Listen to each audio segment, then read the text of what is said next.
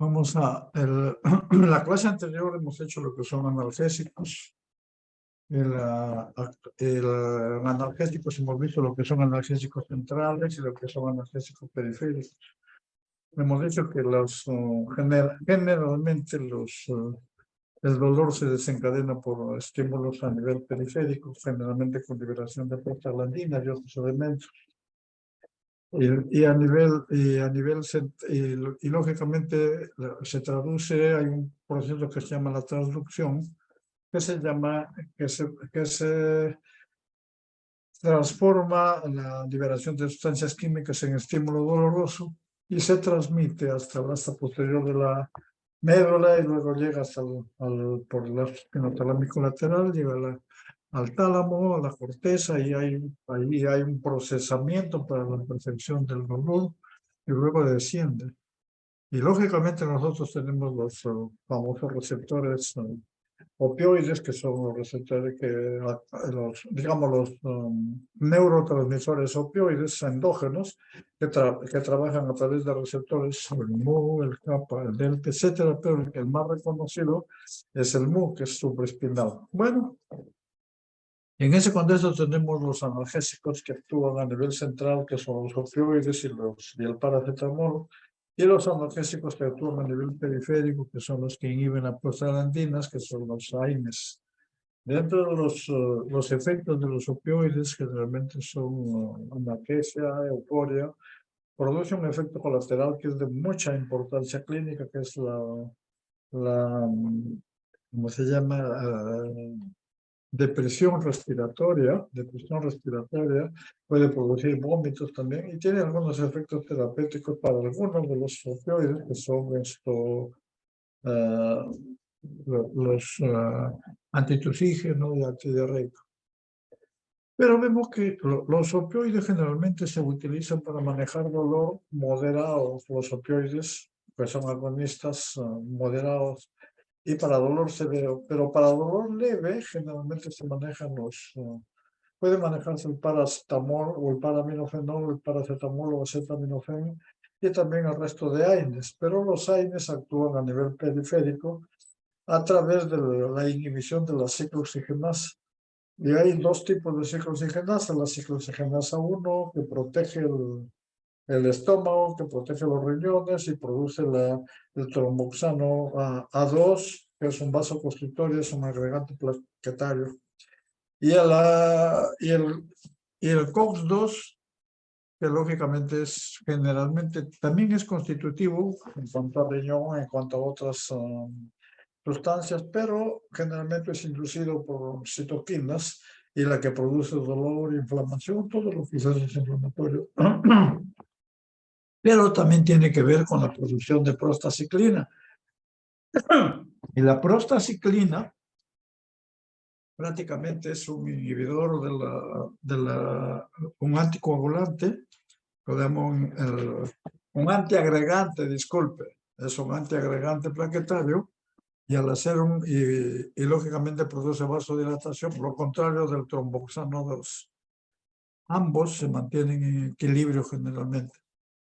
¿Qué pasa cuando usted utiliza un antiinflamatorio no esteroideo, que no selectivo, que tanto inhibe COX-1 como COX-2? Lógicamente va a mejorar el problema doloroso, de repente inflamatorio, pero no va a proteger el estómago y puede haber compromiso renal. Si usted da un selectivo del COX-2, bueno, los problemas gastrointestinales disminuyen, pero los problemas renales se mantienen, ¿ya?, como reacciones adversas. Pero más aún, en este contexto, como inhibe a la prostaciclina, ya no hay un efecto antiagregante, sino solamente agregante, lo que se llama un proceso protrombótico. Por eso es que los pacientes que reciben inhibidores COX-2 selectivos tienen más riesgo de hacer problemas cardiovasculares a nivel central y a nivel cardíaco, porque justo por eso fue retirado el rofecoxib.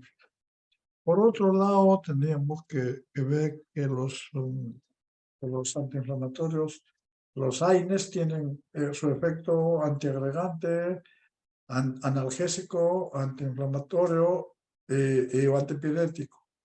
Y son dosis dependientes. La aspirina, 80 a 200 antiagregante plaquetario, 650 analgésico, 1 gramo antipirético, 2 a 3 gramos diarios es antiinflamatorio. Y cuando se da con dosis analgésica no se puede dar, no se debe dar más de 2 a 3 días, 3, 4 días máximo como analgésico. Pero como antiinflamatorio como mínimo son 10 días, porque recién a partir de los 10 días empieza el efecto antiinflamatorio. Y las dosis antiinflamatorias son altas. Por eso es que hay que tener mucho cuidado cuando usted quiere dar el objetivo para dar un analgésico. Dice, yo doy un AINE como analgésico, como antiinflamatorio. Si le doy como antiinflamatorio, tengo que darle dosis altas. Ojo, pero los usos antiinflamatorios generalmente son más para enfermedades reumáticas. No son para problemas infecciosos. Los problemas infecciosos se dan dosis analgésicas simplemente porque la inflamación es un mecanismo de defensa que una vez combatido con antimicrobianos, no va a haber problemas.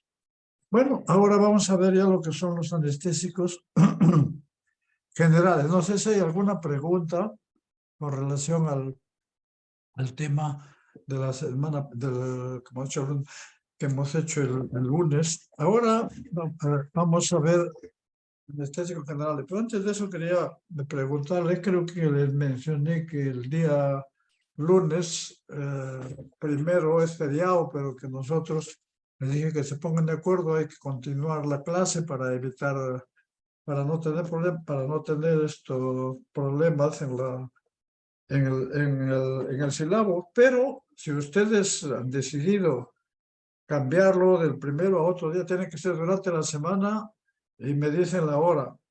Pero si no han decidido hasta la fecha, seguimos la clase del día lunes, no mismo el día martes.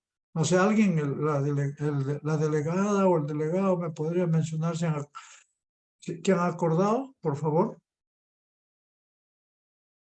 Víctor, hasta ahora no se ha mencionado nada, así que probablemente también están de acuerdo para que sea lunes virtual, normal. Ya, entonces el lunes continuamos, ¿ya? Está bien. ¿Está bien? Sí, Sí, doctor. ya, gracias. Bueno, los anestésicos generales son fármacos que se utilizan para las intervenciones quirúrgicas, generalmente que tienen varios efectos que vamos a ver luego. Los anestésicos generales actúan a nivel del sistema nervioso central y actúan a nivel de diferentes receptores y tienen diferentes mecanismos de acción en diferentes órganos. Vamos a verlo. Acá tenemos una lámina. La importancia de los anestésicos generales, aparte de que lo van a usar los que son anestesia, los que van a hacer anestesia, pero es importante porque muchos fármacos interaccionan con algunos anestésicos. Entonces es importante conocer, y los anestésicos generales inciden mucho sobre el problema hepático, inciden mucho sobre el problema cardiovascular y a nivel del sistema nervioso central y a nivel renal. Por esta razón, vamos a los anestésicos generales. Acá tenemos una lámina que es objetiva. Los inhalatorios, como ven, acá tiene un monitor cardíaco, acá tiene su balón de gas, acá tiene el óxido nitroso, todo a través de una mascarilla y de un tubo. Pero antes de eso al paciente le han intubado, le han puesto un tubo, y para intubar necesita un relajante muscular. Generalmente utilizan la succinilcolina como relajante muscular que inicia rápidamente y dura poco su efecto. Y luego intuban para ir a un ventilador mecánico, y con ese ventilador, recién con ese ventilador le van a poner el resto de sustancias. Estos son los inhalados, que generalmente los anestésicos inhalatorios, cuando termina el proceso, prácticamente le disminuyen y por gradientes de concentración lo van eliminando por vía respiratoria y luego pasas a la recuperación. Los anestésicos inhalatorios generalmente se maneja para los mantenimiento de la anestesia, que vamos a ver luego qué significa mantenimiento, qué significa periodo de inducción. Y generalmente, y los intravenosos, estos son anestésicos intravenosos que tienen casi algunos de los mismos efectos, pero con muchas diferencias. Estos actúan de inmediato y generalmente los intravenosos se utilizan para la inducción de la anestesia, para la inducción, y esto para el mantenimiento.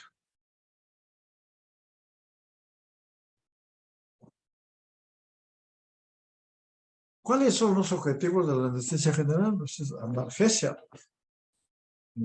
pérdida de la percepción del dolor, percepción del dolor. Lógicamente hemos dicho donde ve la percepción del dolor a nivel de la corteza cerebral, a nivel de diferentes centros, a nivel del sistema nervioso. Inconsciencia, lógicamente, es el otro objetivo, amnesia. Generalmente esta amnesia, que también se ve con los hipnóticos y sedantes, es una amnesia anterógrada, no es una amnesia retrógrada. ¿Qué significa amnesia anterógrada? Que el procedimiento que le van a hacer, de ahí para adelante hasta que se despierta, no recuerda absolutamente nada. No es anestesia retrógrada, o sea, no se olvida su nombre, no, de ninguna manera. Otro de los objetivos es relajación del músculo esquelético. Ustedes saben que cuando hay una intervención quirúrgica, como respuesta, los músculos se contraen y no dejan ver un campo adecuado, un campo quirúrgico, y por eso hay relajación del músculo. Pero esta relajación del músculo generalmente se hace relajación de todos los músculos en pacientes que ya están intubados. Relajación del músculo esquelético. Hay pacientes que ya están intubados. ¿Por qué? Porque los relajantes que se utilizan generalmente son los anticolinérgicos nicotínicos. Y los anticolinérgicos nicotínicos bloquean la acetilcolina en todas las placas neurales, desde el cuero cabelludo hasta los dedos del pie. Entonces, y prácticamente estos se colocan cuando el paciente está intubado, porque si no estaría intubado, relajan los músculos respiratorios, hay insuficiencia respiratoria y el paciente muere, puede morir. Por eso no se puede dar.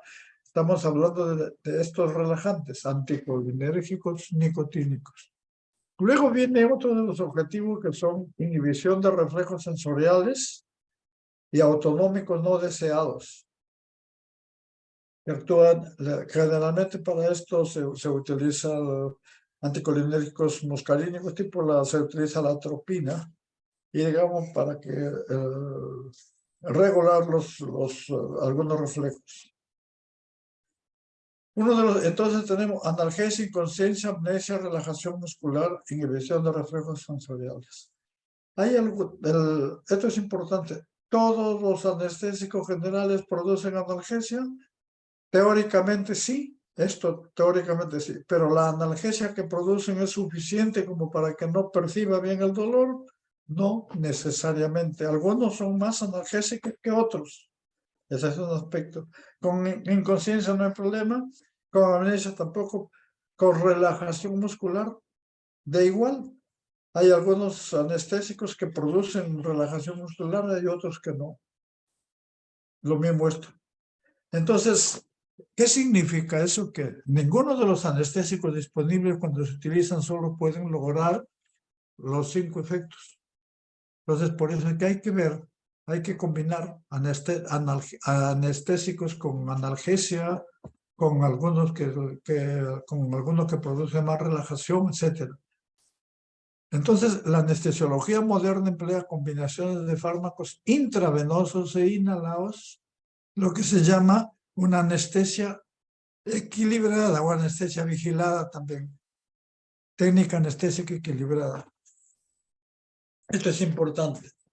Por eso es que se utilizan varios medicamentos. Hay adyuvantes de la anestesia, que generalmente antes le llamaban preanestésicos, pero algunos lo aplican casi al momento. Entonces, generalmente, lo que pasa es que en los procesos quirúrgicos hay dos procesos que nunca tenemos que olvidarlo, dos alteraciones funcionales, alteraciones o exacerbaciones funcionales, si se puede llamar. Uno de ellos, hay ansiedad, lógicamente, y hay descarga de catecolaminas. Lógicamente, uno siente ante esta disyuntiva, lo van a operar, una descarga de catecolaminas, que eso no lo podemos regular, no lo podemos detener totalmente. Entonces, ¿por qué es un sistema nervioso autónomo? El otro aspecto, bueno, la ansiedad podría controlarse, pero hay otro componente, que es la descarga, o sea, la hiperactivación del sistema de coagulación. O sea, ¿qué va a pasar? Hay mayor riesgo de trombosis en estos pacientes. Por esta razón, ustedes habrán visto pacientes que ya son mayores de edad o pacientes que tienen problemas ya de coagulación.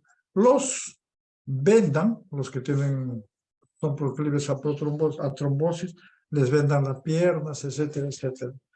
Entonces, en ese contexto es que se dan este tipo de medicamentos. Las benzodiazepinas para el alivio de ansiedad. Se dan los relajantes musculares, que son, ya hemos mencionado, los anticolinérgicos nicotínicos, que se dan para mejorar el campo operatorio. Los anticolinérgicos se utilizan porque disminuyen las secreciones, y al disminuir las secreciones y estabilizan los reflejos autonómicos. Los barbitúricos de acción ultracorta es para la inducción de anestesia. La inducción de anestesia es que prácticamente le aplican y de frente va al estadio 3, que es el estadio quirúrgico. Luego hay otro. Algunos utilizan los anti-H2, que son los inhibidores de ácido clorhídrico, o sea, antihistamínicos, anti-H2, que disminuyen la secreción gástrica. Y lógicamente, para evitar vómitos, dan antieméticos, la prevención postquirúrgica de los vómitos. Estos son los medicamentos, algunos lo utilizan en la noche, les colocan, algunos se van a hacer para la mañana, otros 2 horas antes, de acuerdo a la vida media de cada uno de los medicamentos.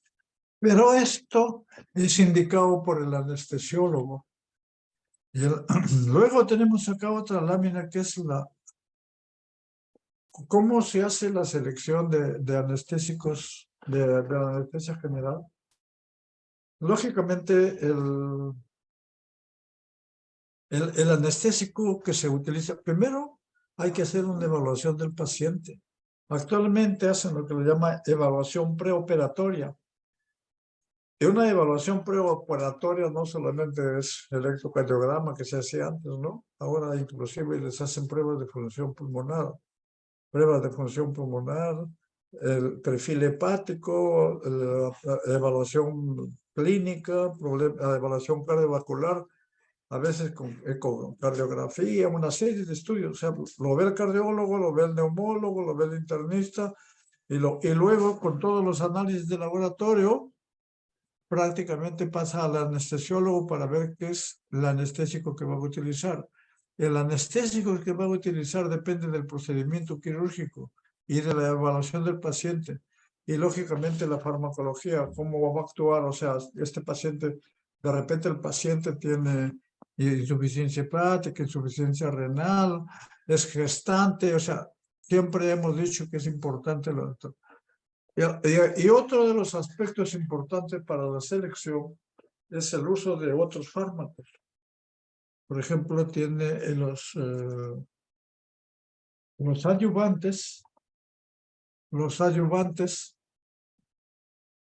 o sea, los que se utilizan, ya hemos mencionado antes, y uso de fármacos no anestésicos.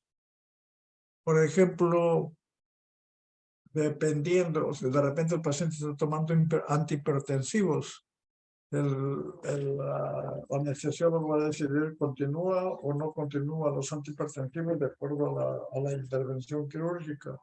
Lo mismo los antidiabéticos, depende. Entonces es importante para ver qué medicamentos le va a suspender o qué medicamentos no les va a suspender. El lugar primario de acción de los anestésicos es el sistema nervioso central, ya vimos. La acción supraespinal es la que produce la pérdida de la conciencia y la amnesia. Y la depresión de vías motoras sensitivas, tanto espinal como da lugar a la inmovilidad del paciente. ¿Cuáles son los factores de riesgo asociados a anestésicos generales? Factores del sistema nervioso central, lógicamente pueden haber problemas. Factores cardiovasculares, si son hipertensos, hipotensos, de acuerdo a ellos son los factores respiratorios. No es lo mismo hacer una intervención quirúrgica a un paciente que tiene un infarto en miocardio y tienen que hacer una derivación o tienen que hacerle colocarle un stent o colocarle una derivación. Factores respiratorios, si tiene problemas respiratorios, y función renal y función hepática. Estos son los factores importantes, factores asociados con los anestésicos generales, pueden producir. Hay muchos anestésicos que pueden producir algunos falla renal, falla hepática, otro falla respiratoria, otro falla cardiovascular y otros a nivel del sistema nervioso central también. Ya hemos mencionado lo que es la anestesia equilibrada o la anestesia balanceada. Entonces, ¿qué es lo que persigue la anestesia balanceada? Pérdida de conciencia. ¿Cuál es la pérdida de conciencia? Generalmente es con el alotano, que es un anestésico de tipo inhalatorio, y el propofol, que se está utilizando también actualmente, que este es un anestésico de tipo endovenoso. El alotano ya es de tipo inhalatorio. El propofol se está utilizando para procedimientos inclusive de endoscópicos, etc. Relajación muscular, los anticolinérgicos nicotínicos, becurionio, rocuronio, atracurio, etc. Analgesia. Generalmente como analgesia se utiliza un anestésico general que es un gas, que es un anestésico no potente, pero es un analgésico. El que más produce analgesia es el óxido nitroso. Y el fentanil, que es un opioide que ya lo hemos visto en la clase anterior. Y la estabilización autonómica, que lo produce un anticolinérgico muscarínico, que es la atropina. Entonces ya hemos mencionado los pasos, las fases de la anestesia. Inducción, mantenimiento y recuperación. La inducción, el periodo desde que el inicio de la anestesia hasta que está en condiciones, o sea, estadio 3, también llamado anestesia quirúrgica. En estadio 2 no puede operarlo porque hay excitabilidad, y en estadio 4 hay depresión respiratoria, no debe llegar a estadio 4. La inducción justo se calcula para que llegue a estadio 3. Cuando pasa 4, el anestesiólogo tiene que estar atento porque es peligroso, puede haber paro cardiovascular, etcétera, etcétera. Y el mantenimiento, una vez que ya alcanzó la inducción, en el mantenimiento es el periodo comprendido entre el estadio 3 ya durante todo el proceso quirúrgico.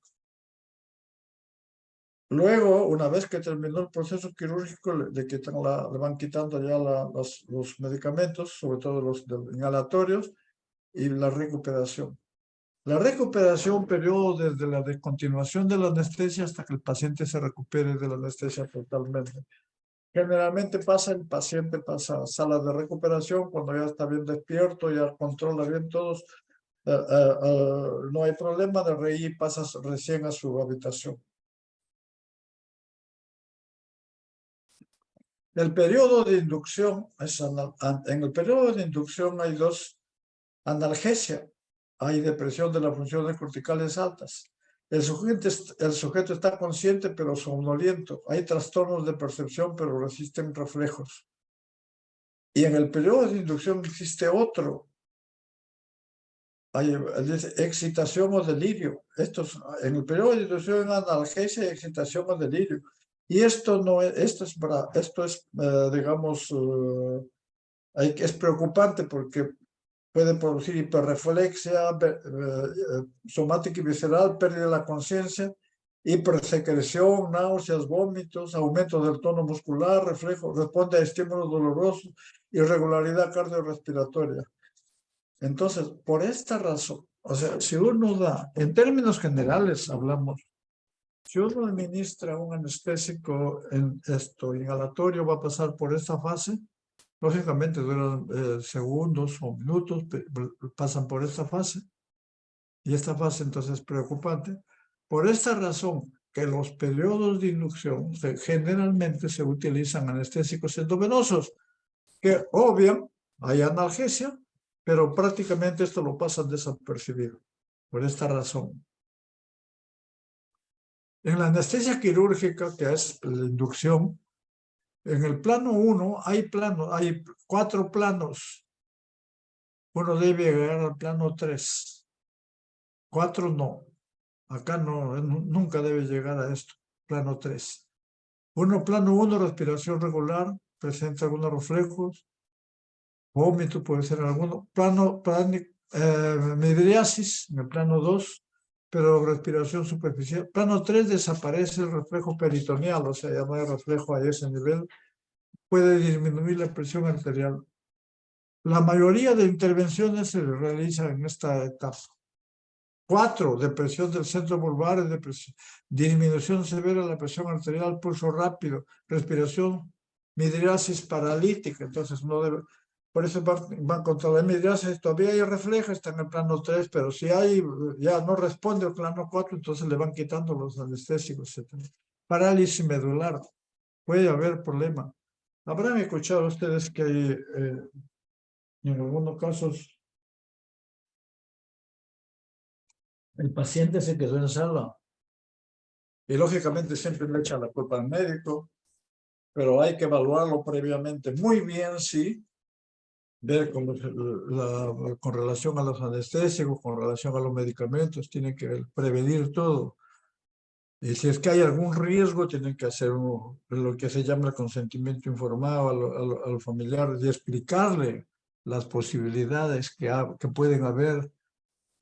Porque si no aceptan eso, a veces se presenta alguna emergencia, algún problema, y a veces dicen negligencia. Podría ser, pero lo que hay que ver es que se puede presentar esto aún en pacientes haciéndole un buen examen, pero se podría presentar, porque ustedes saben muy bien que la respuesta de cada persona es individual.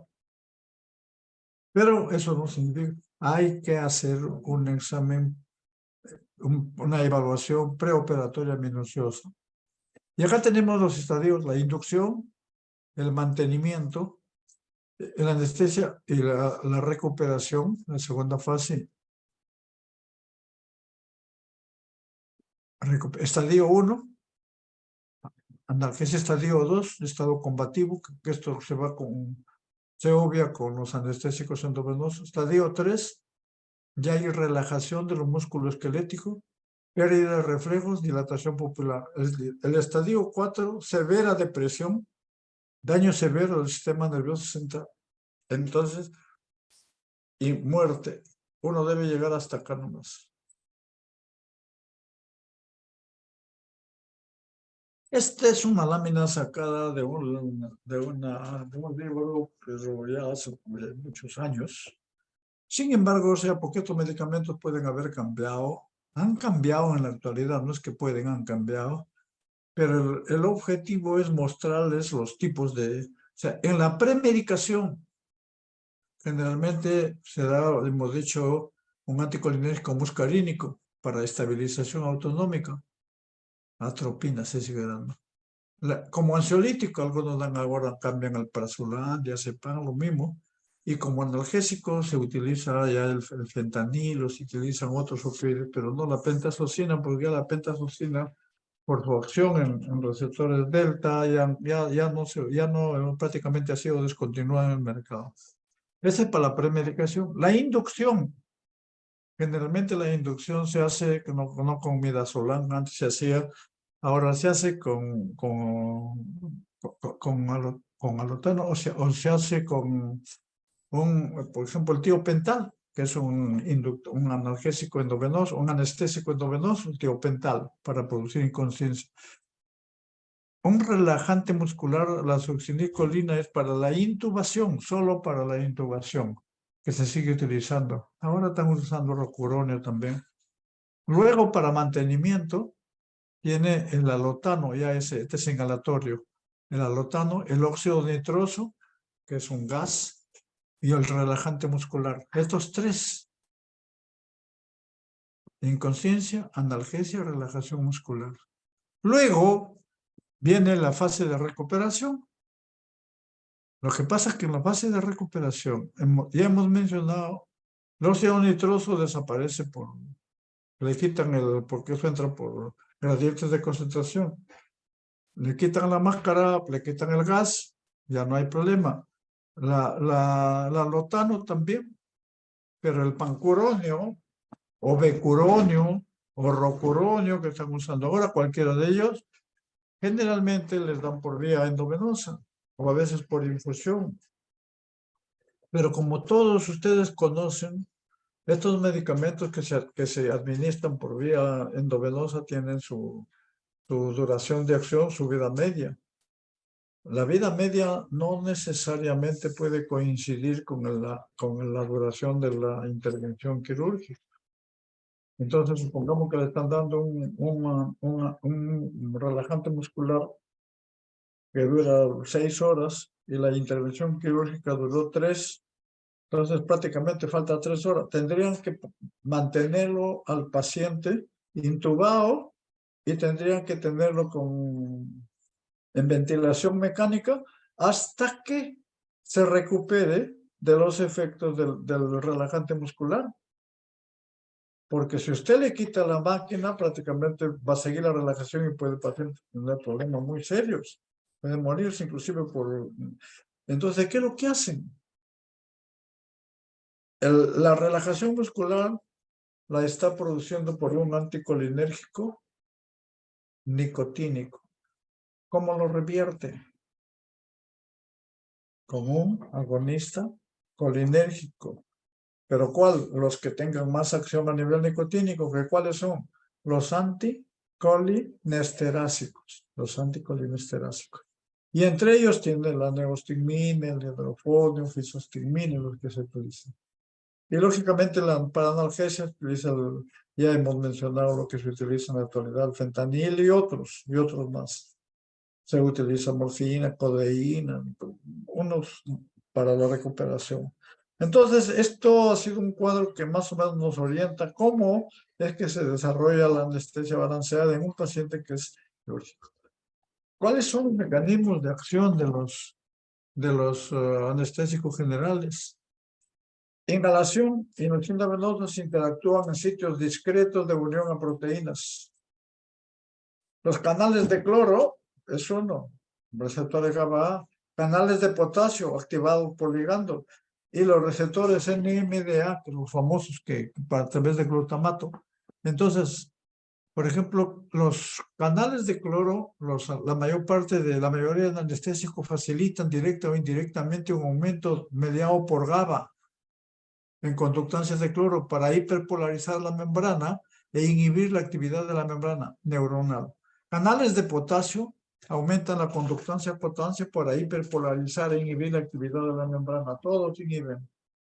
Y los ciertos anestésicos, el óxido nitroso, la ketamina, inhiben los canales excitadores activados por glutamato. Entonces, el óxido nitroso actúa inhibiendo los receptores NMDA y lo mismo la ketamina actúan a ese nivel.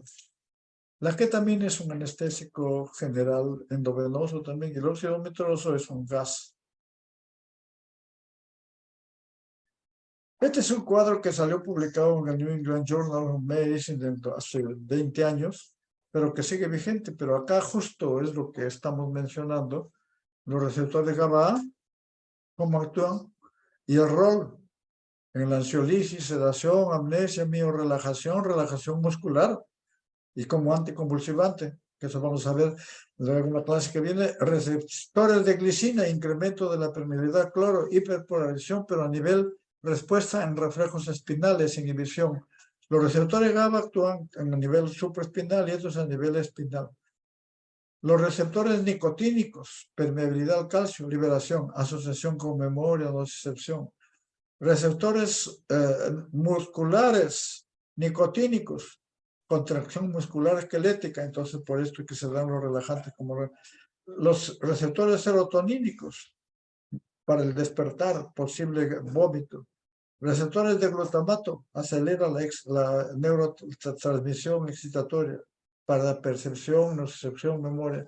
Ya esto lo hemos evaluado y lo han visto también en la clase de neurotransmisores a nivel del sistema nervioso central. Ahora sí vamos a entrar a lo que son ya, habiendo visto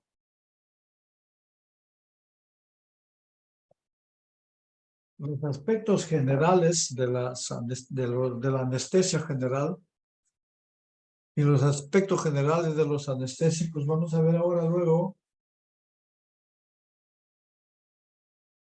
Hay los anestésicos endovenosos, los gases y los líquidos volátiles. Los barbitúricos, los endovenosos barbitúricos, tiopental. Los no barbitúricos, la ketamina.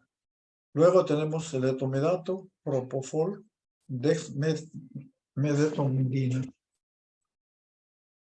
Acá hay una diferencia. Dentro, desde el inicio podemos ver los barbitúricos no tienen efecto analgésico. Sí tienen cierto efecto, no tienen efecto relajante tampoco.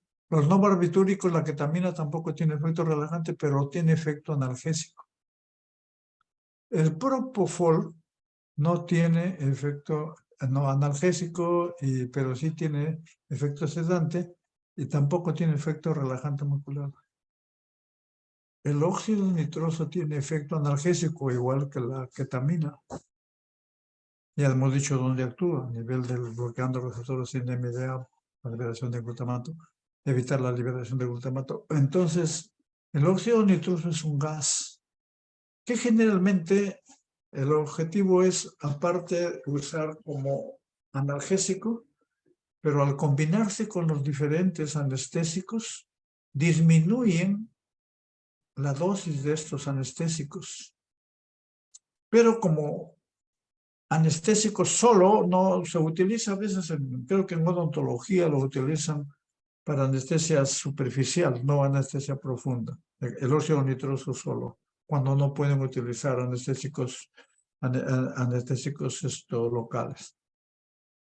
Y luego los anestésicos, generalmente estos se utilizan como inductores de anestesia y estos como mantenimiento de anestesia. Isoflurano, enflurano, alotano, eflurano. Acá podemos ver ya desde ahora algunas diferencias. El isoflurano es el que más se utiliza. El alotano era el primero, uno de los primeros que aparecieron y se utilizaba, inclusive era de uso de primera línea en caso de niños, le daban inclusive como inductor y como mantenimiento de anestesia. Pero el alotano tiene una característica que incrementa las arritmias por la descarga de catecolaminas.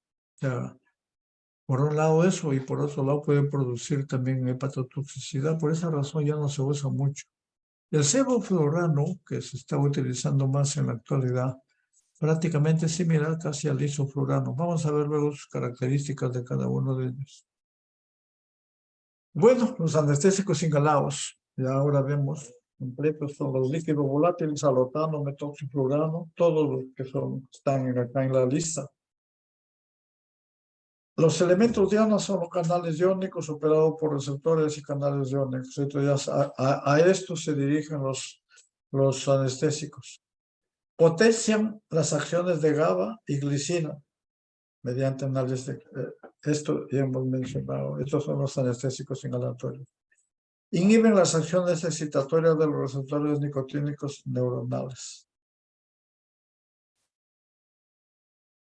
¿Dónde actúa? Sistema reticular activador ascendente, generalmente para mantenimiento de uso de anestesia general. Y lógicamente la anestesia varía con los cambios de concentración. Son por gradientes de concentración que llegan al pulmón y de ahí se difunden a la sangre y de ahí pasan a la circulación, al sistema nervioso central. La mayoría son rápidamente eliminados del organismo y no causan depresión respiratoria postoperatoria. Otra de las ventajas de los inhalatorios es que producen broncodilatación, decrecen la ventilación un minuto. Su potencia está en relación con su liposolubilidad. ¿Qué significa eso? Que los que son liposolubles llegan más rápido. Y como son que llegan más rápido, su efecto es mucho más rápido también. La distribución de los pulmones y a diferentes compartimentos depende de la solubilidad en sangre y tejido. O sea, los más liposolubles llegan más rápido a la sangre y se reparten más rápido a los tejidos. La recuperación es debido a la redistribución al cerebro. Esto ya explicamos lo que significa en la primera unidad, lo que es redistribución. Llegan los anestésicos al sistema nervioso central, actúan, luego pasan a la sangre y de ahí se van momentáneamente al tejido graso, tejido muscular, luego baja la concentración a nivel cerebral, otra vez sale de los tejidos y va al cerebro y así hasta que se recupere. Eso se llama redistribución, que tiene muchos medicamentos. Los anestésicos inhalados se administran como gases, lógicamente. La concentración de anestésicos halogenados que logran una buena relajación del músculo estriado producen depresión cardiovascular inaceptable relacionada con la dosis. ¿Qué significa eso? Los anestésicos halogéneos, el alortano, el plurano, todos esos anestésicos producen relajación muscular. Pero para que produzcan relajación muscular hay que dar dosis elevadas.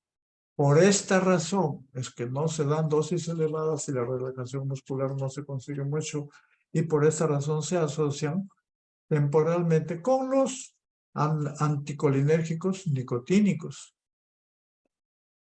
Por esta razón es que se usan generalmente la relajación muscular, los bloqueadores nicotínicos, ¿cómo se llama? Los anticolinérgicos nicotínicos. A menudo se administra con óxido nitroso que disminuye el grado de depresión cardiovascular y respiratoria. Por eso también se utiliza esto. Se usan asociado a óxido nitroso y asociado a relajadores neuromusculares para evitar las dosis. Solubilidad. La velocidad alcanza equilibrio entre varios tejidos. Lógicamente, depende de la liposolubilidad. Los fármacos con bajo coeficiente de reparto sangre-gas se equilibran más rápidamente. Esto lo vamos a ver en una lámina. La inducción es más lenta con fármacos anestésicos más solubles. La presión del gas inspirado. ¿De qué depende también? De la irrigación. El anestésico tiene lugar más rápidamente con fármacos que tienen una presión parcial alta, presión parcial de oxígeno. Lógicamente, a eso se refiere. Irrigación sanguínea pulmonar. Aumenta a un ritmo más lento con flujos sanguíneos más altos. La inducción de anestesia es más rápida con irrigación sanguínea pulmonar baja. O sea, no cuando hay mucha irrigación. La ventilación. Cuanto mayor es la ventilación, más rápido es el aumento de la presión alveolar y sanguínea del fármaco. Y esto, cuando hay mayor ventilación, más rápida es la inducción. La tasa de recuperación es más rápida cuando se usa con fármacos con bajos coeficientes, ya hemos dicho, los de baja solubilidad. La potencia. ¿Qué se considera en la potencia? La concentración mínima alveolar, el SCAM. Esto se calcula porque eso es lo que es. Ve, con esto, ese es un término que se utiliza para la concentración del aire, de concentración inhalada en los alveolos, que produce una inmovilidad en el 50% de pacientes. Entre más bajo sea la concentración mínima alveolar, más potente es el fármaco. Entonces, esa es el CAM es independiente del sexo, todo depende de la solubilidad. Esto también. El CAM es influenciado por la edad, otros medicamentos, algunas enfermedades, lógicamente. Estamos pasándolo. Ahora, vamos viendo ya algunos aspectos dirigidos casi a la farmacocinética. Absorción, difusión pasiva a través del intercambio de gas en los alveolos. La profundidad depende de la presión parcial del aire inspirado. El gasto cardíaco aumenta, la absorción, lógicamente. Fase pulmonar de inhalación. Velocidad de inducción depende de la concentración del aire inspirado. Velocidad de ventilación. Prácticamente ya hemos mencionado que a mayor ventilación, más rápido alcanza la inducción. La concentración del anestésico en el cerebro está en equilibrio con la concentración en la sangre arterial. Entonces, cuando ya hay concentración, en equilibrio con la sangre, pero cuando le quitan ya la máscara, disminuye la concentración y lógicamente en el cerebro baja. Entonces, prácticamente empieza ya con menos concentración, entonces se empiezan a eliminarse. La eliminación es la reversa de la inducción. La mayor ruta de eliminación es el aire expirado. Estamos hablando de anestésicos inhalatorios. El tiempo de recuperación, despertar depende de la velocidad de eliminación desde el encéfalo. No todos despiertan. Hay parámetros, pero no todos despiertan a la misma hora o con el mismo tiempo, digamos. No, anestésicos inhalados insolubles en sangre y en el encéfalo se eliminan a mayor velocidad. El óxido nitroso se recupera más rápidamente. El alotano 2 veces más soluble y 5 veces más soluble en sangre. Lenta recuperación. Los más solubles son los que se recuperan más lentos. Y acá tiene esta lámina más o menos acá. ¿Quién es lo que produce, por ejemplo, concentración alveolar? ¿Con quién alcanza más rápido? Con el óxido nitroso. Luego alcanza el alotano. La recuperación es más rápida también con el óxido nitroso y la recuperación es más lenta con el alotano.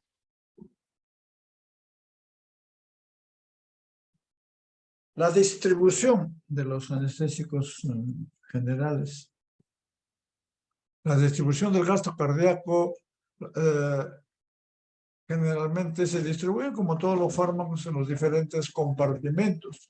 Ya hemos dicho que hay compartimentos centrales, hay compartimentos periféricos. Eso lo hemos hablado en la clase, en la unidad 1. Se pueden dividir 4 grupos según el nivel de perfusión y su capacidad para absorber el anestésico.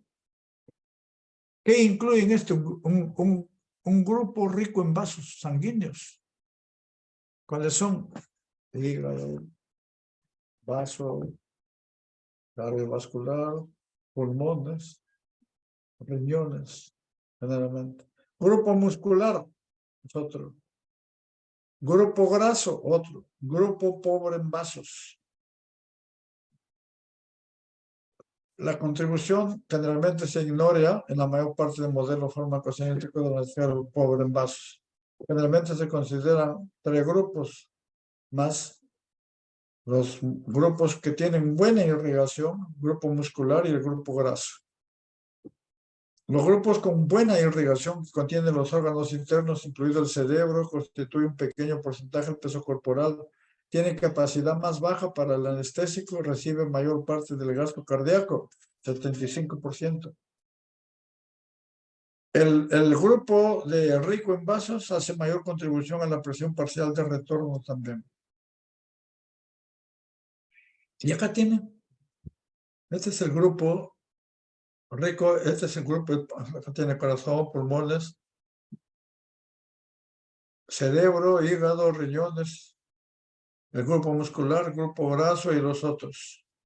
Y el gasto cardíaco generalmente se va más o menos el 75% del gasto cardíaco.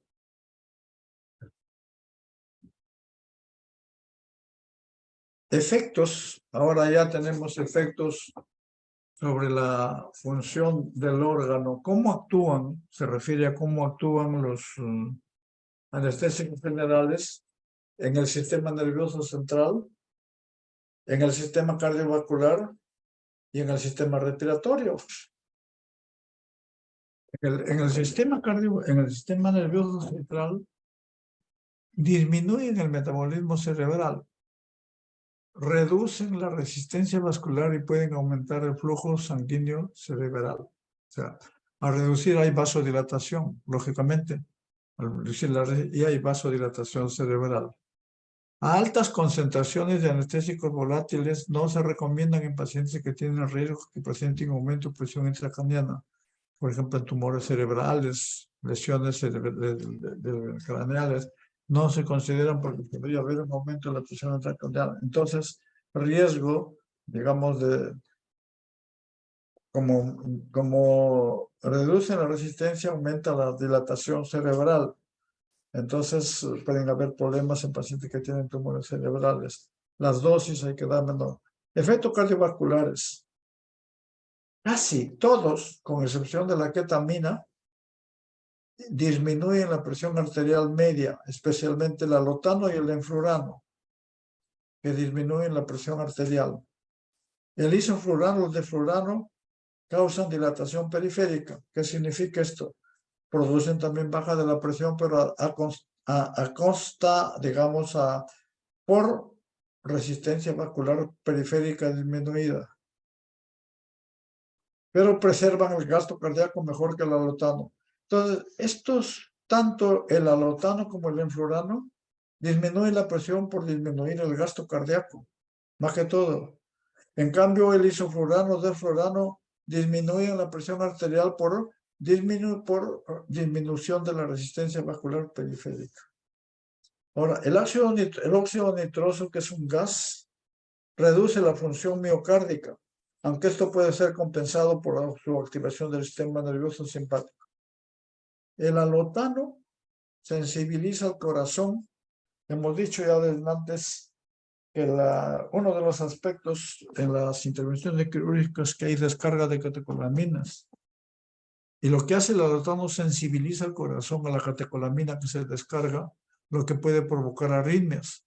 Por esta razón, que es que antes se usaba, algunos dicen que no hay problema, pero lógicamente como aparecen nuevos anestésicos, ya algunos ya los anestesiólogos ya no usan actualmente casi el alotano, más están utilizando otros anestésicos. Efectos respiratorios. La mayoría de anestésicos inhalados son broncodilatadores, también hemos mencionado al inicio.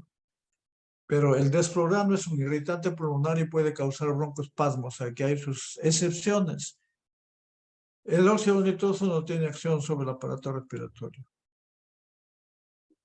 Entonces, este es un resumen de lo que hemos visto, las acciones, la farmacodinámica de los inhalatorios. Son depresores del sistema nervioso central, la acción no selectiva. Sistema cardiovascular, disminución de la presión arterial, alotano y enflurano disminuyen el gasto cardíaco. Y el isoflurano, y hemos mencionado otros también, disminuyen la resistencia vascular periférica y al final disminuyen la presión arterial. El sistema respiratorio son depresores, hay broncodilatadores, pero hay uno de ellos que produce irritación respiratoria y puede producir broncoconstricción, aumenta la frecuencia respiratoria. Entonces, en el sistema cardiovascular, acá tenemos ya los alotano, enflurano, isoflurano, desflurano y sevoflurano. El alotano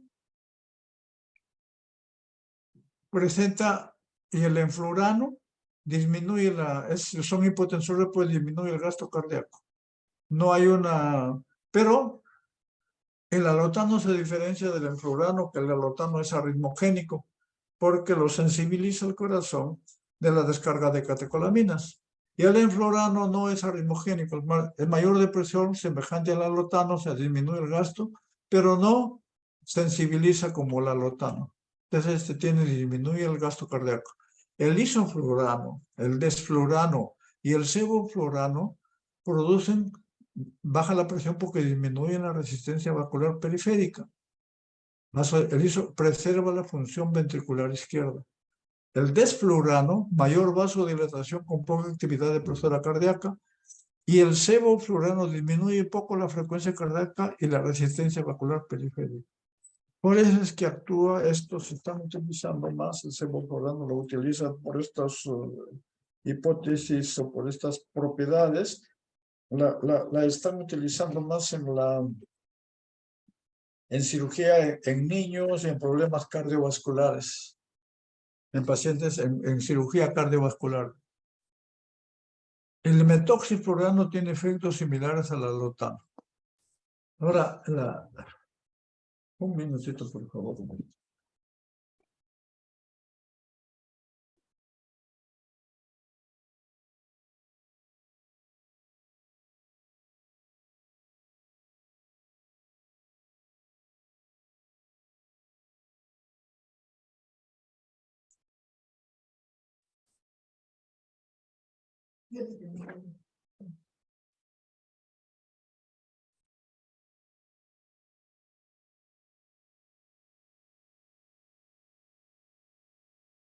Entonces ya hemos visto las diferencias entre el alotano y el enflurano. El isoflurano de eso que todos disminuye la resistencia vascular periférica, pero el sevoflurano disminuye, pero mucho menos, por eso lo están usando. Los que más se utilizan en la actualidad es el isoflurano con el sevoflurano, creo que son similares, tienen algunas diferencias así. El óxido nitroso no produce alteraciones cardiovasculares en ausencia de hipoxia. Actividad en el sistema nervioso central contrarresta la depresión cardíaca. Debe utilizarse en concentraciones de oxígeno altas, digamos. El óxido nitroso no se utiliza solo. Entonces ya vemos a nivel respiratorio, a nivel cardiovascular, a nivel respiratorio, el enflurano, el alotano es broncodilatador, pero el enflurano y sulfurano son depresores respiratorios. El desflurano disminuye el volumen pulmonar, aumenta la frecuencia, es irritante de vías respiratorias y puede producir laringoespasmo. El desflurano es el que produce laringoespasmo en algunos pacientes. Entonces, si un paciente tiene asma, no, yo no le podría dar esto. Sevoflurano, efectos depresores parecidos al isoflurano. Por eso, el metoxiflurano es un broncodilatador y el óxido nitroso no produce depresión ni irrita la mucosa. En el riñón, ¿qué produce en el riñón? Disminuye la velocidad de filtración glomerular, aumenta la resistencia vascular renal y el flujo urinario. Tanto el influrano como el metoxiflurano son nefrotóxicos, a diferencia del alotano que es hepatotóxico, el metoxiflurano es un nefrotóxico. Y algunos mencionan que el sevoflurano también, aunque no está muy descrito en otras literaturas. El isoflurano es seguro en paciente con enfermedad renal. Paciente con enfermedad renal uno puede dar anestesia, no le puede dar metoxi, ninguno que son nefrotóxicos. Es seguro es el isoflurano en paciente con enfermedad renal, se puede dar. En hígado, el flujo sanguíneo, digamos, disminuye el flujo sanguíneo, el alotano es hepatotóxico, isoflurano es seguro en paciente con enfermedad hepática. Entonces, en un paciente con enfermedad hepática, enfermedad renal, el anestésico que podría usarse más es el isoflurano que el alotano o el metoxiflurano. En el músculo uterino, los anestésicos halogenados como el alotano son potentes relajantes uterinos. Pueden incrementar la aparición de hemorragia uterina. El óxido nitroso no tiene ningún efecto a este nivel. Luego ya vienen, una cosa son las acciones y otra cosa son las reacciones adversas o las dosis altas. toxicidad de algunos anestésicos inhalados, por ejemplo, la llamada, que no se ve, nosotros hemos, creo que hemos visto 2 o 3 casos que todo el tiempo que hemos estado en el hospital, hipertermia maligna. ¿En qué se diferencia la hipertermia de la fiebre? ¿Quién regula la fiebre? Digamos, el centro termorregulador.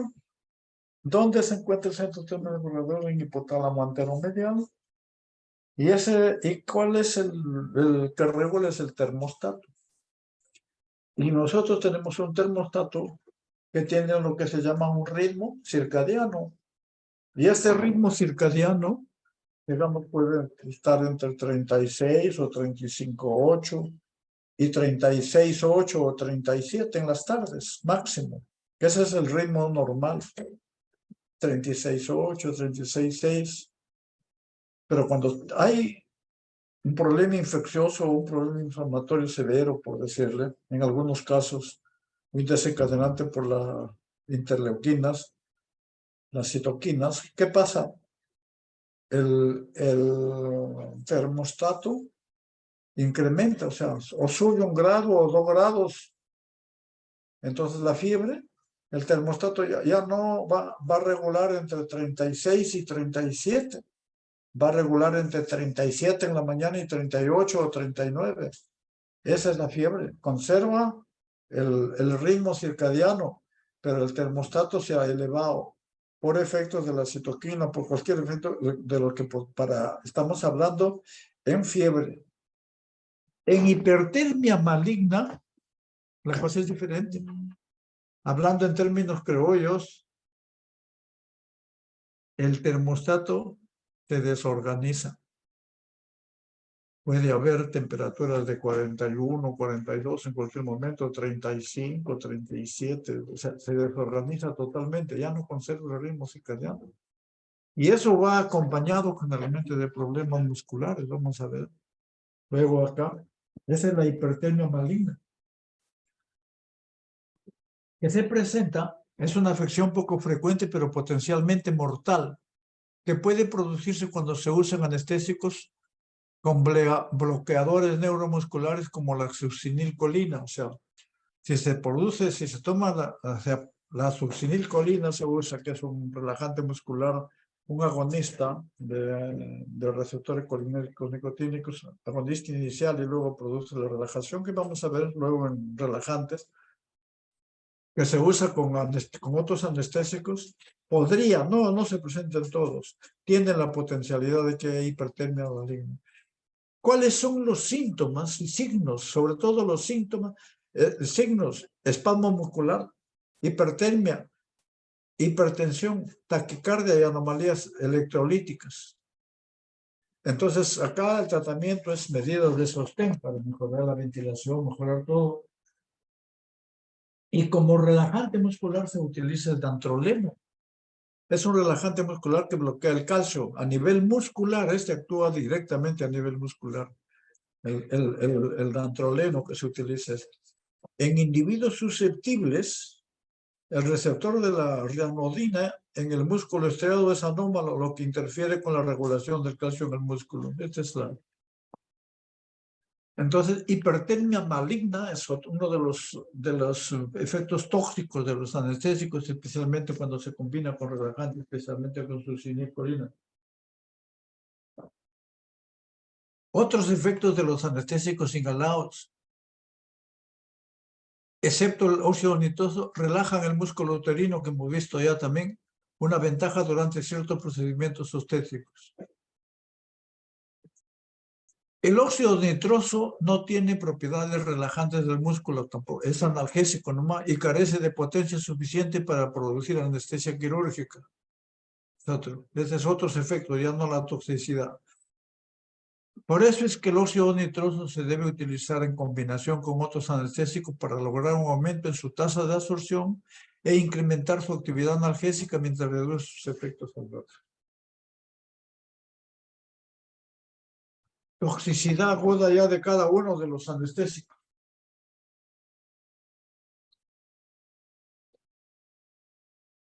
Hepatotoxicidad. alotano, ictericia postoperatoria, necrosis masiva, esto no es tan frecuente.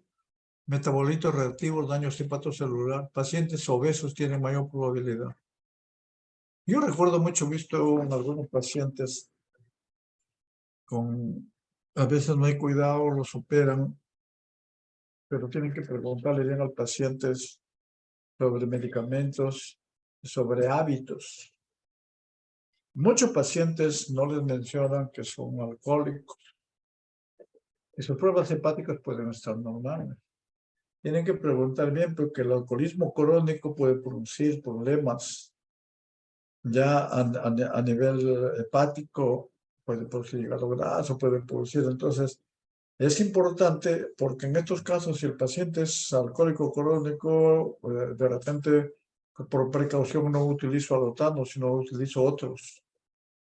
Yo vi un caso de un paciente que era alcohólico crónico y que posteriormente en sala de operaciones se dio cuenta el hígado estaba destrozado, estaba recibiendo alotano, pero se recuperó posteriormente, pero nefrotoxicidad, el metoxiflurano. Entonces, y también hemos dicho que el sevoflurano puede producir irritación respiratoria, el desflurano. Hipertermia fatal, hipertermia, ya hemos dicho, el alotano asociado con succinicolina. Convulsiones con enflurano y isquemia miocardio con isoflurano en algunos casos. Cardiotoxicidad crónica, carcinogenicidad. Esto es un aspecto que también se ha observado en algunos casos. Aumento de la frecuencia de neoplasias en pacientes en personal con sala de operaciones. En el hospital, en el tiempo que hemos estado, hay algunos anestesiólogos que han tenido problemas serios. No sabemos la incidencia, no hemos profundizado las razones, pero es importante eso. Por ejemplo, en caso del óxido nitroso, sí está bien definido ya la hematotoxicidad por óxido nitroso, que lógicamente anemia megaloblástica, y además hay teratogenicidad en los pacientes que por ejemplo, una gestante que está trabajando en sala de operaciones, donde usan óxido nitroso, de preferencia no debería estar, porque hay teratogenicidad en su bebé y puede hacer anemia también para el paciente. Efectos sobre reproducción. Mayor incidencia de partos mal logrados en gestantes en sala de operaciones. Mayor riesgo de abortos espontáneos también. Entonces acá tienen ya en términos generales, esto es un resumen que hemos hecho nosotros de la literatura para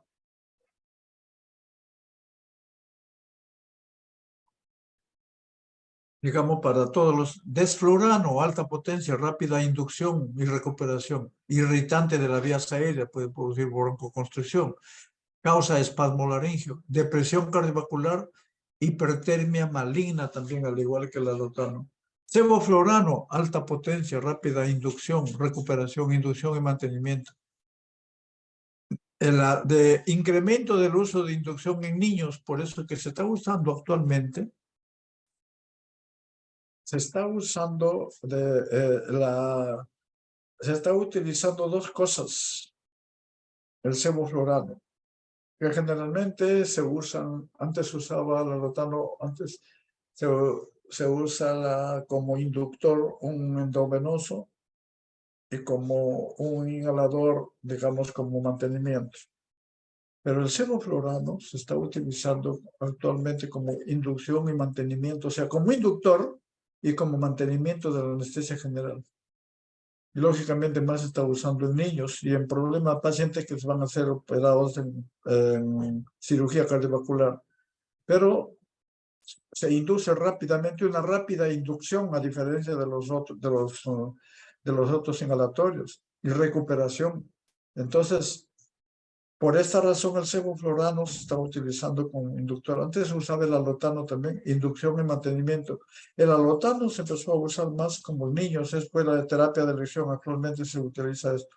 El óxido nitroso, entonces, Inducción y mantenimiento. Se utiliza el ácido en anestésico general, anestesia general. El óxido nitroso, bajo coeficiente, alcanza equilibrio rápidamente, bajo coeficiente de líquido gas, una concentración mínima alveolar rápida, alta, anestésico débil, pero analgésico potente. No produce relajación muscular. Se usa asociado a otros anestésicos. Inactiva la vitamina B12, por eso es que produce anemia. Y es teratogénico en gestantes, que ya lo mencionamos, el óxido nitroso.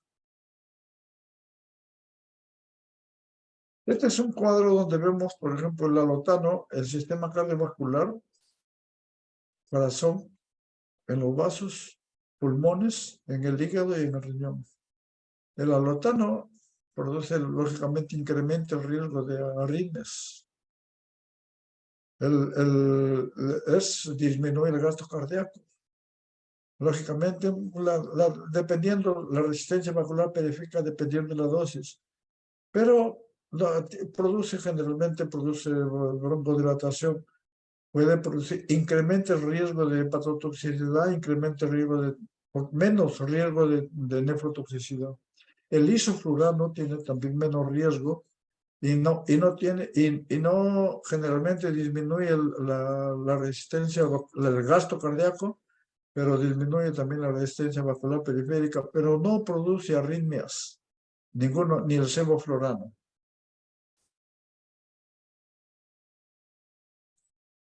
Los intravenosos ahora vemos. El tiopental atraviesa fácilmente la barrera hematoencefálica, alcanza equilibrio plasma-cerebro en 1 minuto, o sea, es un intravenoso. Se difunde rápidamente fuera del cerebro, se distribuye en los órganos. Todo, ya hemos dicho que tiene redistribución.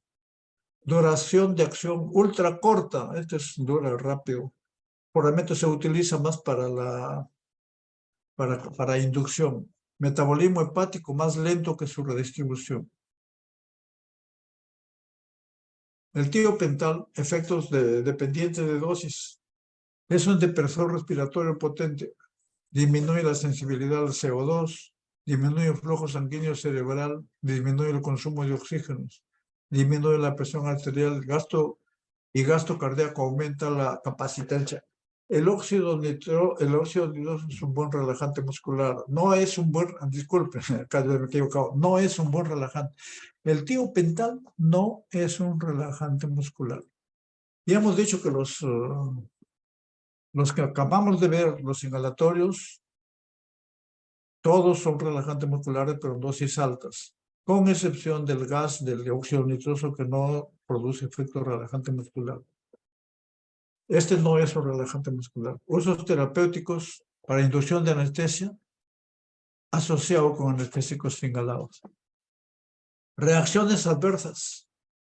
En situaciones de hipovolemia, sepsis, shock puede ocasionar colapso respiratorio, lógicamente, porque se produce disminución del gasto cardíaco. Si la anestesia no es profunda. Depresión respiratoria en presencia de dolor. Puede precipitar porfiria. La porfiria es una enfermedad metabólica que se presenta, digamos, con desencadenante, que se presenta generalmente en damas entre 20 y 30 años más o menos, y generalmente es hereditaria. Nosotros hemos tenido casos de pacientes que han sido operados y les han dado tiopental, han sido operados con inductores tiopental, después resultaban con dolores abdominales severos, venían con apendicitis probable, pero no era apendicitis. Yo recuerdo que vimos una paciente que logramos hacer el diagnóstico porque venía con dolor severo, pero le pregunté el apellido, no recuerdo en este momento, pero me dijo, oye, esa paciente tiene una porfiria. Ah, no, esta no es apendicitis, hay que y era una porfiria. Eso lo van a ver ustedes cuando hagan clínica.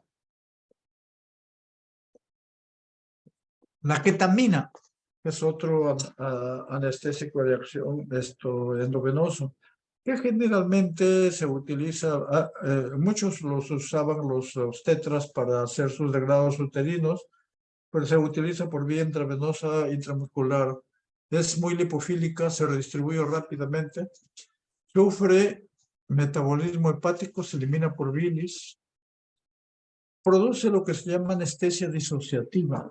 ¿Qué significa anestesia disociativa? Que el paciente está con los ojos abiertos, pero, o sea, parece que no no ha perdido conciencia, pero sí, más o menos está sonoliendo. Catatonía, este es otro aspecto, amnesia, analgesia sin inconsciencia, o sea, paciente aparentemente despierto, aparente se da, pero está con algo de inconsciencia. Analgésico es un analgésico potente, a diferente de la ketamina es analgésico igual que el óxido nitroso. Y a diferencia de los otros anestésicos, produce estimulación cardiovascular, aumenta la frecuencia del gasto cardíaco, aumenta el flujo sanguíneo cerebral, consumo de oxígeno y la presión intracranial, aumenta el tono muscular y la presión intraocular. O sea, la ketamina puede producir, incrementar la presión intraocular. Entonces, esto te diferencia en un paciente que tiene hipotensión severa, digamos, de inicio, de repente yo puedo usar ketamina. Pero en un paciente que es hipertenso, yo no le daría ketamina. Y aparte de eso, la ketamina rara vez se utiliza, más se utilizaba para intervenciones cortas. Ya hemos dicho que el bloqueador de los receptores NMDA para evitar la liberación de ácido glutámico se produce hiperestabilidad. Uso clínico, pacientes externos en niños quemados, pacientes geriátricos de poco riesgo, pacientes chocados.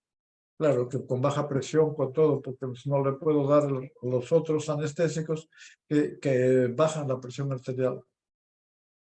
Reacciones adversas es lo que le llaman problemas psicóticos, desorientación, ilusiones, sueños vividos, fenómenos de urgencia. En un paciente psiquiátrico no le debería dar un ketamina porque puede producir problemas. Entonces, algunos lo asocian con diazepam para disminuir la incidencia de estas reacciones adversas. Y acá tenemos el resumen de los intravenosos. El tiopental, ya hemos dicho, inducción de anestesia, analgesia muy débil, no son analgésicos. Hipotensión severa, no es relajante muscular, puede producir laringoespasmo, contraindicado en porfiria, ya mencionamos. Las benzodiazepinas, sedación, amnesia anterógrada, relajación muscular central. No es un relajante muscular periférico, tipo, digamos, como no bloquea la aceticolina a nivel de la placa bineural, no es un antagonista colinérgico nicotínico. El midazolam es un relajante muscular central. El etomidato, que es otro, inducción de anestesia, no efecto analgésico, no tiene efecto. Uso en pacientes asmáticos, enfermedad vascular, uso en pacientes con falla circulatoria periférica también. Entonces tienen sus indicaciones. La ketamina, ya hemos mencionado que tiene efecto analgésico. Anestesia disociativa, uso para procedimientos que no requieren relajación musculoesquelética, lógicamente no requieren músculo. En los casos de grados que utilizábamos en quemados, mayormente no. Incrementa la presión arterial por incremento de gasto cardíaco, induce alucinaciones postoperatorias. El propofol, que se está utilizando en la actualidad también en procedimientos endoscópicos, se ha visto usar en gastroenterólogos, en los urólogos, lo utilizan para, al igual que el sevoflurano, que es anestésico general también, pero inhalatorio, este es endovenoso para inducción y mantenimiento de la anestesia. Lo colocan, como esta acción rápida, lo colocan en infusión y una vez que termina el procedimiento lo retiran. Inducción similar a barbitúricos de acción ultracorta, casi igual que los tiopental, y recuperación más rápida. Hipnótico, sedante, disminuye la presión arterial también y no es relajante muscular. Y acá hay un término que se utiliza, no sé si en la actualidad se estaba empleando, pero antes sí, se llamaba neuroleptoanalgesia. Neurolepto es un neuroléptico, o sea, un antipsicótico. Realmente se utilizaba el droperidol más una analgesia que es el fentanilo en este caso. ¿Y esto qué significa esto? ¿Para qué se utiliza esto? Generalmente cuando quieren que el paciente, lógicamente en intervenciones no profundas, en algunas intervenciones donde quieren que el paciente esté consciente, le dan un analgésico severo y un analgésico, el droperidol, un antipsicótico es el droperidol, que le producen, digamos, alteraciones, se lo mantienen medio somnoliento, pero se orientan los pacientes. Y cuando quieren neuroleptoanestesia, es neuroleptoanalgesia más óxido nitroso, ya que produce una anestesia menos potente, una anestesia leve. Y este sí no está anestesiado, está despierto totalmente. Esto hemos elaborado un cuadro también donde la potencia de todos estos son anestésicos endovenosos, estos inhalatorios, estos son endovenosos. La potencia es el que es menos potente es el óxido nitroso. La rapidez de acción con todos son, esto es ultra rápido, rápido. La recuperación casi con todos son rápidos. La analgesia con el aldosterona, con el óxido nitroso es buena y con la ketamina es buena, el resto pobre. Relajación muscular con el aldosterona moderada, todos estos son buenos, pero ya hemos dicho que no se dan en dosis muy altas que para producir relajación muscular porque pueden tener problemas. El óxido nitroso, ninguno de estos son relajantes musculares. Y este es un cuadro sacado del libro que también es interesante. ¿Cuáles son las ventajas? Estos son anestésicos inhalados. Las ventajas, por ejemplo, del óxido nitroso es buena analgesia, comienzo de recuperación rápido, seguro, no irritante. Las ventajas del alotano es mejor agente en pediatría, que antes, este es un libro ya que tiene varios años, actualmente ya no lo usan. Buena relajación del músculo liso bronquial para los pacientes asmáticos que usaban el alotano. El isoflurano y el sevoflurano, buena relajación muscular, lógicamente. Rápida recuperación, estabilidad del gasto cardíaco, no aumenta la presión intracraneal, sin sensibilización cardíaca a las catecolaminas. Sevoflurano no es irritante, se usa en niños, hemos mencionado estos dos, los que más se utilizan. ¿Cuáles son las desventajas? Debe administrarse mediante un vaporizador. El desflurano se da pues, con un vaporizador. Este es un problema para las adquisiciones, por ejemplo, de los anestésicos en los hospitales. Cada uno de los anestésicos han adaptado sus vaporizadores, entonces les dan a los hospitales, les dicen, si entra mi anestésico, yo les doy los vaporizadores.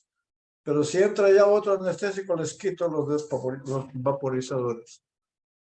Con el óxido nitroso no se obtiene una anestesia completa, no es relajante muscular y se debe usar junto con otros anestésicos. Estas son las desventajas.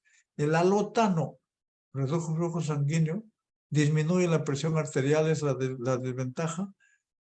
Sensibiliza el miocardio frente a la acción de las catecolaminas, como he dicho, produce arritmias, toxicidad hepática y arritmias. Ahora, los endovenosos. El tiopental, comienzo de acción rápido, anestesia potente. La ketamina tiene buena analgesia, lo mismo que el fentanilo. El propofol, comienzo rápido, disminuye la presión intracraneal. La desventaja de la tiopental, escasa analgesia. Relajación muscular escasa también, no tiene relajación muscular. Anestesia potente, sí. Laringoespasmo y escasa analgesia con el propofol. Esos son los inconvenientes. Con esto vamos a pasar ahora luego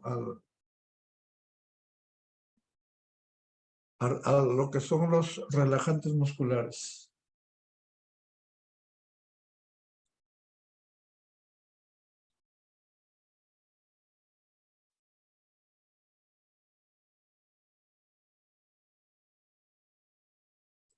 Hemos mencionado lo que se utilizan los relajantes musculares son usados para causar pérdida de la función muscular para mejorar el campo operatorio. Y lógicamente hay dos que se utilizan en cuidados intensivos también, porque muchos pacientes van a entrar, de repente no se operan, pero de repente van a entrar a ventilación mecánica. Y para colocar el tubo endotraqueal necesitan un relajante. No pueden colocar un tubo traqueal así nomás, salvo que la situación se dé, pero no. Y como médicos tienen que saber, yo recuerdo mucho de unos colegas residentes del hospital fueron a visitar a un familiar, no estaban trabajando, eran de otro hospital y fueron a visitar a un familiar. Nosotros estábamos de guardia, nos llamaron urgente y el residente ya había pedido su tubo y había estado, tenía una habilidad para colocar el tubo endotraqueal, ya le había prácticamente mejoró, ese paciente se salvó, o sea, el médico tiene que desde el comienzo saber esto. Entonces, los bloqueadores neuromusculares se utilizan como relajante muscular, se utilizan para facilitar la ventilación mecánica, buenos para utilizar para colocar el tubo endotraqueal, y otro para, digamos, para mantenimiento de la anestesia durante todo el acto quirúrgico. Existen dos grupos, son los no despolarizantes y los despolarizantes. Los no despolarizantes son antagonistas de la acetilcolina en la unión neuromuscular, o sea, son antagonistas colinérgicos nicotínicos, ya lo mencionamos. Y los despolarizantes actúan al inicio como agonistas, pero luego causando estimulación y previniendo su repolarización, o sea, ya no sé, luego producen relajación muscular. Tenemos acá, esta es la tubocurarina. En la lámina, acá habíamos mencionado, acá, cómo en el campo prácticamente como cazan sus animales con flechas, le colocan el curare, que es un relajante muscular, y los animales prácticamente tenían insuficiencia respiratoria, parálisis respiratoria, y lógicamente esa es la forma que de ahí salió ya los relajantes musculares. Entonces, tenemos acá, esta es la acetilcolina, esta es la placa mioneural, y estos son el relajante muscular. Ocupa los receptores, impide que actúe la acetilcolina. Produce relajación del músculo esquelético y lógicamente produce relajación parálisis respiratoria. Por esa razón es que hemos mencionado desde hace varias clases que no se deben utilizar estos, sino solo en sala de operaciones y cuando el paciente está intubado o va a ser intubado. Entonces se utiliza para ventilación artificial más anestesia.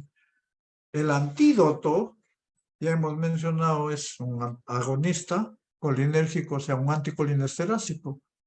El antídoto, que en este caso han puesto la neostigmina, pero hay otros. Entonces los relajantes musculares son las no despolarizantes, becuronio, rocuronio, doxacurio, tubocurarina, atracurio. Los despolarizantes, la succinicolina.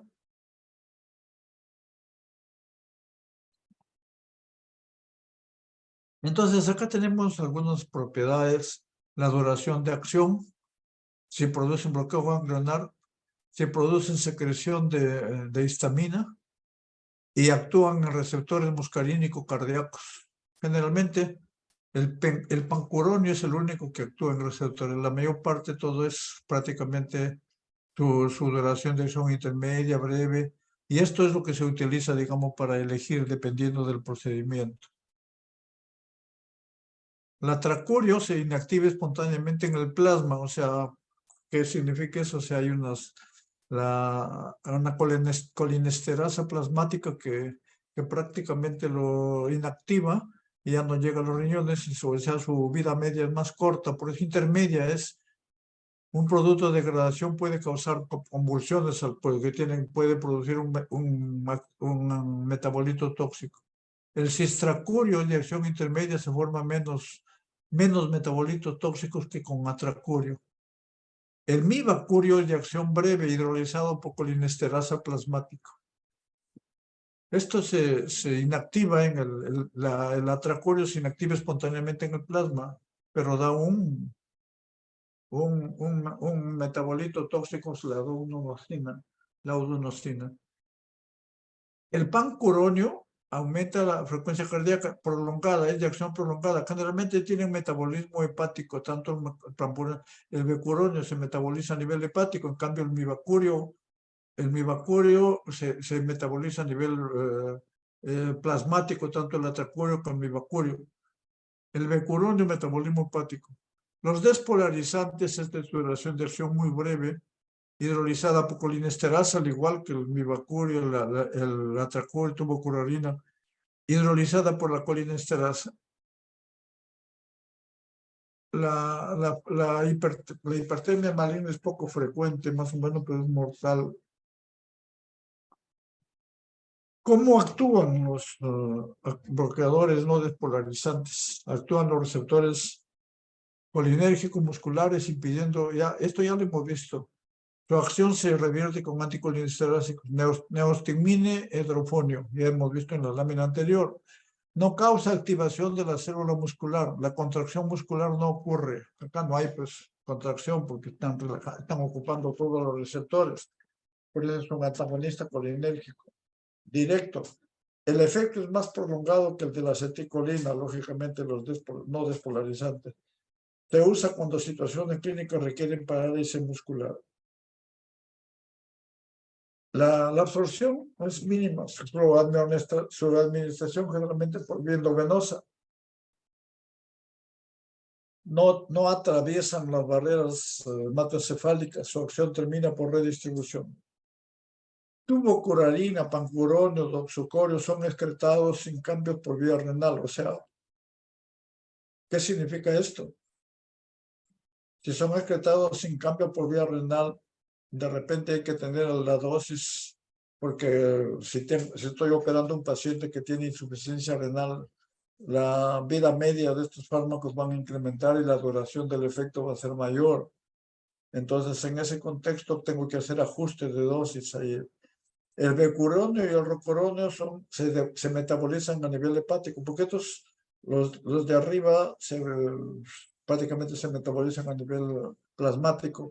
Estos actúan en rocuronio y becuronios en el hígado y su crisis puede prolongarse en enfermedad hepática. En enfermedad hepática no debo dar estos, deben quedar los otros. Usos terapéuticos como adyuvantes de la anestesia durante cirugía para producción de relajación muscular y para facilitar la intubación mecánica, especialmente el rocuronio, que es de acción corta. Vamos a ver un cuadrito ahí que es muy interesante. Antes lo utilizaban en psiquiatría, en salud mental, para facilitar la terapia electroconvulsiva. Ahora utilizan menos porque hay otros medicamentos. Las reacciones adversas. La tubocurarina puede inducir liberación de histamina y puede disminuir la presión arterial.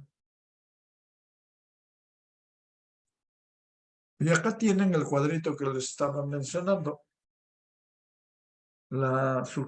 Tienen este es el cuadrito azul significa el inicio, la duración el tiempo el inicio de acción. Y ¿cómo se llama? El naranja, la duración de acción. En ese caso tenemos acá la succinilcolina. Inicia rápidamente y su duración no es más de 10 minutos. O sea, es por eso que se utiliza esto más para intubación mecánica. El rocuronio que se está utilizando también ahora, no quieren usar mucho la succinilcolina, quieren usar el rocuronio, ya dura como 30 minutos, pero se utiliza para ventilación mecánica, lo utilizan porque también actúa menos. Su duración es corta. El resto tienen el inicio de acción. El inicio de acción casi es inmediato. El rocuronio, 2 minutos, 3 minutos. Pero el resto, las duraciones ya están acá con las barras naranjas, cuáles duran más. Efectos potenciales de los bloqueadores neuromusculares. liberación de histamina, tubocurarina, ketracuro, succinilcolina. Actividad vagolítica, pancuronio. Estimulación simpática, el pancuronio también. Bloqueo ganglionar, tubocurarina. Estimulación vagal, succinilcolina. ¿Y esto qué va a producir? Bloqueo neuromuscular, depresión respiratoria, puede haber con los bloqueos. Por eso estos pacientes están intubados. Hipotensión, broncoespasmo, respaldo del peristaltismo, etcétera. ¿Por qué? Porque tienen acción, lógicamente algunos tienen acción, no solamente acción nicotínica, sino también tienen acción muscarínica algunos, por eso es que produce este retardo. Los pacientes que son sometidos a relajantes musculares y anestésicos generales, pues vienen con distensión abdominales. Interacciones medicamentosas. Si yo le doy un inhibidor de la colinesterasa, prácticamente le pierde su efecto.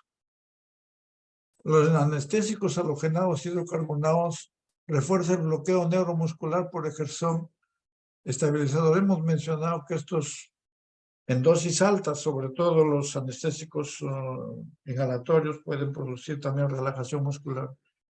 Pero hay dos grupos de medicamentos que producen bloqueo. Uno, los aminoglicósidos, pues hay que tener cuidado cuando el paciente va a entrar a la sala de operaciones, se va a usar un relajante muscular.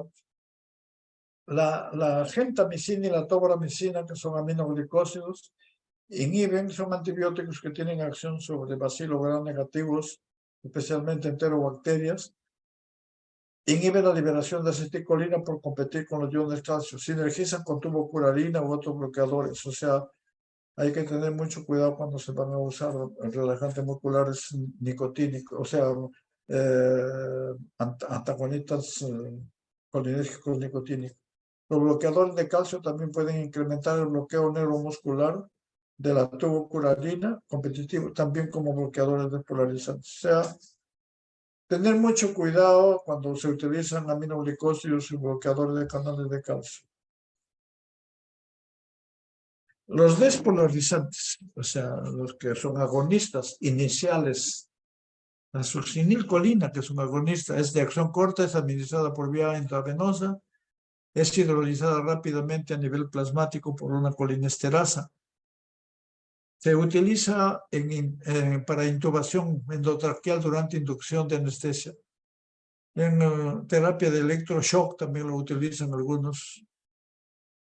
Y las reacciones adversas de los despolarizantes nicolines, hipertermia maligna, que ya explicamos en qué consiste, en deficiencia genética de colinesterasa plasmática por parálisis diafragma. O sea, hay algunos pacientes que tienen esto y en ellos casos el uso de succinilcolina puede producir eso. Y es acá tenemos la fase 1, los despolarizantes, fase 1 de la despolarización. Al inicio hay fasciculaciones, prácticamente acá está despolarizado. En la fase 2 ya prácticamente, fase 2, la membrana se repolariza, pero el receptor se ha sensibilizado al efecto de la acetilcolina. Entonces sigue repolarizado. El receptor nicotínico ya no tuvo. Ahora viene ya otro tema que son los espasmolíticos de acción central. Esto es importante porque, bueno, generalmente son patologías o manifestaciones frecuentes en personas de edad, y todas las personas dicen, tengo un dolor y contractura en el cuello, dolor y contractura muscular en el lumbar, tengo mucho dolor en el hombro, etcétera. Y a veces y a veces hay enfermedades, por ejemplo, la esclerosis múltiple, que producen contracciones musculares en todo el cuerpo.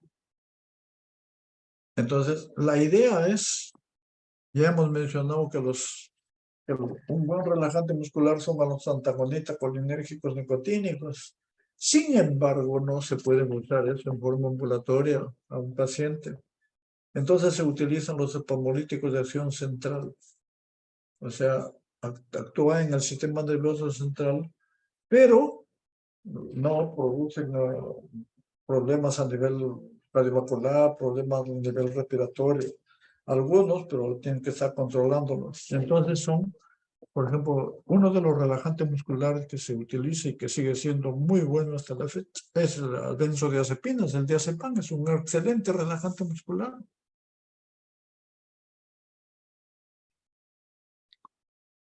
Entonces, ¿qué son los relajantes musculares de acción central? Grupo de fármacos con efectos fisiológicos similares, o sea, tiene analgesia, pero no y un grado de relajación muscular esquelética para alivio del espasmo muscular. O sea, tenemos la benzodiazepinas que actúan a nivel de receptores GABA, la ciclobenzaprina, el metocarbamol, carisoprodol, baclofeno, que actúa también en receptores GABA, pero otro tipo de receptor tipo B, la metasolona, la orfenadrina, que actúa igual que la ciclobenzaprina, el dantroleno, que es para hipertermia maligna, que se utiliza, que es bloquea canales de calcio a nivel del músculo, y la tizanidina, que es un agonista de receptores alfa-2 a nivel presináptico. Entonces, todos estos tienen un mecanismo de acción diferente, pero al final su efecto es alivio espasmo muscular. Los que más se utilizan en la actualidad generalmente son para espasmos, las benzodiazepinas, la orfenadrina, que se utiliza, que no hay mucho estudio, más de la orfenadrina, la tizanidina se utiliza. Y lógicamente en la hipertermia maligna el baclofeno. En algunos casos, como van a ver, el baclofeno, la ciclobenzaprida, estos se utilizan más que en pacientes que tienen contractura tipo la esclerosis múltiple. Y acá tenemos, esta es la neurona, la córtico-espinal, la que llama, la neurona internuncial inhibitoria. Entonces lo que se ha hecho es un corte a este nivel. Y este es el músculo. Se ha hecho un corte a este nivel. Acá en el músculo interviene el dantroleno que inhibe las corrientes de calcio, por lo tanto inhibe la contracción muscular, y eso se ve en hipertermia maligna. En este corte, que es acá, se ve la inhibición presináptica del impulso motor reflejo, alfa-2. Entonces, los alfa-2, ¿qué hacen? Inhiben la liberación de glutamato a nivel que van a actuar en el receptor postsináptico a nivel de receptores AMPA. Entonces, esta es una de las acciones. Por ejemplo, acá es la tizanidina, que actúa acá en inhibición presináptica del impulso motor. Agonistas alfa-2, pero que con ser agonistas alfa-2 inhibitorio disminuyen la liberación de glutamato. Interfiere con la liberación de transmisores también. Acá ese es el GABA-B, el baclofeno, también el baclofeno. Y interfiere con la liberación de transmisores excitadores, el baclofeno, que se actúa en GABA-B, porque este es GABA-B en pre y postsináptico. Y el GABA-A en la postsináptica facilita la transmisión sináptica por GABA. Las benzodiazepinas actúan en GABA-A. El dantroleno actúa en el músculo. La tizanidina actúa agonista de alfa-2. Y el baclofeno es agonista de GABA-B. El baclofeno, hemos visto, inhibe reflejos monopolinápticos, hiperpolarización de fibras aferentes, su absorción es oral, metabolismo hepático, produce sedación, vértigos, disturbios psiquiátricos, ataxia. Uso en espasticidad, el baclofeno que actúa en espasticidad reversible asociada a esclerosis múltiple y lesiones de médula espinal, alivio del dolor intratable, hipointratable, espasticidad de vejiga. En estos casos, sobre todo en esclerosis, que se utiliza el baclofeno, que es un agonista del receptor de GABA-B. Las benzodiazepinas son agonistas de GABA-A, duración de efecto hasta 40. Esto dura generalmente un paciente que está con dolor intenso, por ejemplo, tiene reposo, no le pueden dar pues una benzodiazepina y que vaya manejando, ¿no? Porque pues ya saben. Luego a la próxima clase vamos a hablar sobre lo que son benzodiazepinas. Y la tizanidina, que se utiliza como es agonista alfa-2 adrenérgico, tiene acá sus características farmacocinéticas, pero en dosis altas puede producir hipotensión, somnolencia, etc. Tratamiento de espasticidad muscular, en cefaleas tensionales, lumbalgia, neuralgia del trigémino como relajante muscular se utiliza la tizanidina asociado a los analgésicos para dolor neuropático en algunos casos. La ciclobenzaprina es que actúa a nivel central, se asemeja a la amitriptilina, reduce el tono somático sobre neuronas motoras. Espasmo muscular asociado a condición de musculoesquelética asociado a dolor. Igual que la tizanidina, el metocarbamol es depresión del sistema nervioso central. En tétano se utiliza, igual que en el uso en espasticidad asociada a desórdenes dolorosos. Y el carisoprodol, depresor del sistema nervioso central, pero puede producir disquinesia, cefalea, no debe usarse. El carisoprodol no ha sido utilizado, todavía no ha sido aprobado por la FDA, no tiene eficacia aprobada. Puede producir dependencia, agitación, delirio cuando se suspende bruscamente. O sea, no debería usarse todavía carisoprodol. El metocarbamol, la ciclobenzaprina y la orfenadrina, la metasolona. Y la metasolona también se utiliza para el manejo de músculos esqueléticos, para contracturas musculoesqueléticas que son dolorosas. El dantroleno, en elasticidad asociada a desorden de neurona motora, lesiones de médula espinal, produce en hipertermia maligna se utiliza, y el dantroleno también es esclerosis sistémica, esclerosis múltiple, disculpe, esclerosis múltiple. Y la orfenadrina es semejante a la ciclobenzaprina, pero tiene efectos antimuscarínicos. La orfenadrina se utiliza bastante en nuestro medio, pero al final no hay tanto estudio, y es igual que la ciclobenzaprina, pero prácticamente tiene acción a nivel central, produce mucha sedación, que eso hay que tener bastante cuidado con eso. Los relajantes musculares con AINES o acetaminofén es inadecuada, o sea, generalmente se prescribe un relajante musculoesquelético no benzodiazepino. Se utiliza, ¿qué se refiere esto? La terapia con AINES o con paracetamol para dolor no es adecuada y mantiene el dolor porque hay una contractura muscular, entonces se le agrega un relajante muscular no benzodiazepínico, puede ser. La benzodiazepina se puede dar cuando el paciente está en casa. Para los pacientes con espasmo muscular prominente, ciclobenzaprina, hemos dicho, la tizanidina, el baclofeno, que es otro que se utiliza, puede usarse. La tizanidina y el baclofeno pueden ser administrados durante el día.